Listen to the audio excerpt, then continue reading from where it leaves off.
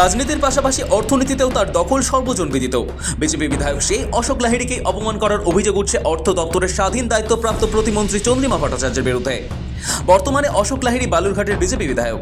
শুক্রবার বাজেটের সামগ্রিক চরিত্র নিয়ে আলোচনা করেন বিজেপি বিধায়ক অশোক লাহিড়ী।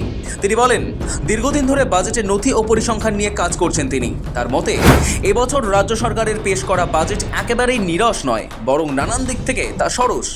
যদিও সেই সরসতার ব্যাখ্যায় তিনি কটাক্ষের সুর রাখেন। অশোক লাহিড়ী কেন্দ্রীয় বাজেট নিয়ে মুখ্যমন্ত্রী মমতা বন্দ্যোপাধ্যায়ের পূর্ববর্তী মন্তব্যের প্রসঙ্গ টেনে আনেন। মুখ্যমন্ত্রী কেন্দ্রীয় বাজেটকে হামটি ডামটি বাজেট বলে আখ্যা দিয়েছিলেন। এই মন্তব্যের উল্লেখ করে লাহিড়ী বলেন, হামটি ডামটি শব্দবন্ধের অর্থ ইংরেজি অভিধানে খুঁজে পাননি তিনি। তার প্রশ্ন, এই মন্তব্য যদি ইতিবাচক অর্থে হয়ে থাকে তবে তা গ্রহণযোগ্য, আর যদি নেতিবাচক অর্থে হয় তাহলে সেই একই শব্দ প্রয়োগ করেই তিনি রাজ্য সরকারের বাজেটকে হামটি ডামটি বাজেট বলেছেন। বাজেটের তীব্র সমালোচনা করে তার এও অভিযোগ, বিপুল তথ্য ও নথি পেশ করে সরকার বিরোধীদের হকচকিয়ে দিতে চাইছেন। পাশাপাশি তিনি সরকারের মনোভাবকে ম্যায়হুনার ধরনের বলেও ব্যাখ্যা করেন, অর্থাৎ সরকার নিজের অবস্থানে অনড়।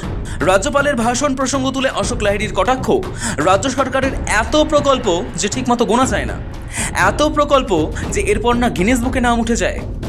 রাজ্য সরকার একটা পুস্তিকা প্রকাশ করুক, মানুষ জানতে পারবে কাদের জন্য কি প্রকল্প।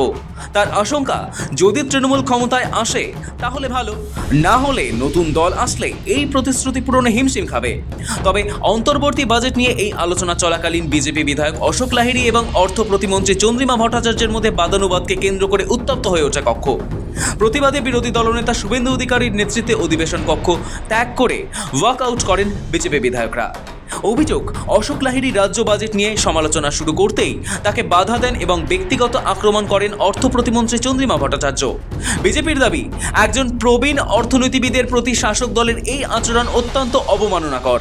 শুভেন্দু অধিকারীর অভিযোগ, অশোক লাহিড়ীর মতো ব্যক্তিত্বকে রাজনৈতিক উদ্দেশ্য প্রণোদিতভাবে ব্যক্তিগত আক্রমণ করা হয়েছে।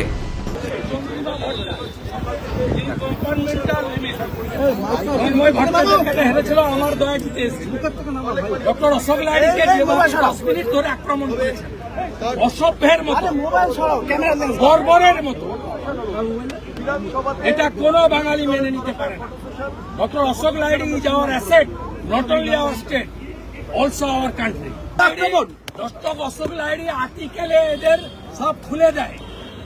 এরা যে অর্থনীতিকে ধ্বংস করেছে, ডক্টর অশোক লাহিড়ী এটা এক্সপোজ করে, তাই এদের অসুবিধা।